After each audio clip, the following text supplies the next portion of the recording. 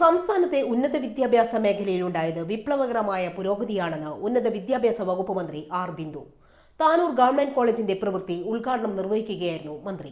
അനുവദിക്കപ്പെട്ടിട്ടുള്ളത് 5.5 acre ഭൂമിയിൽ വിസ്തൃതമായ ക്യാമ്പസോടുകൂടി എല്ലാവിധ ആധുനിക അടിസ്ഥാന സൗകര്യങ്ങളോടുകൂടി ഒരു കെട്ടിടം സാധ്യമാകുമ്പോൾ ഉന്നത വിദ്യാഭ്യാസ സ്ഥാപനങ്ങൾ ഉൽപ്പാദിക്കപ്പെടുന്ന അറിവുകളെ സമൂഹത്തിന്റെ ഗുണപരമായ വികസനത്തിന് എങ്ങനെ പ്രയോജനപ്പെടുത്താൻ എന്ന ചിന്തയിലാണ് സർക്കാർ.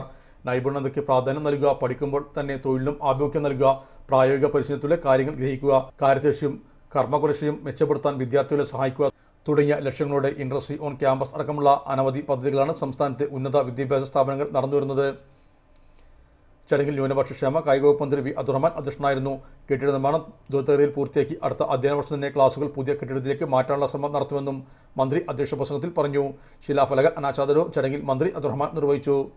തീരദേശ വികസന corporation general manager B Sheeja Gohur report അവതരിപ്പിച്ചു.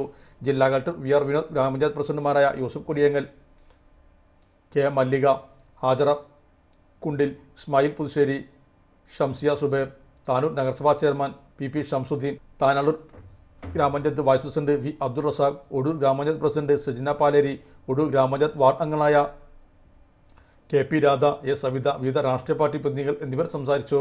മലപ്പുറത്തിന്റെ വിശ്വസ്ത home appliances partner Zodiac electronics, traffic circle, Kottappadi, Malappuram.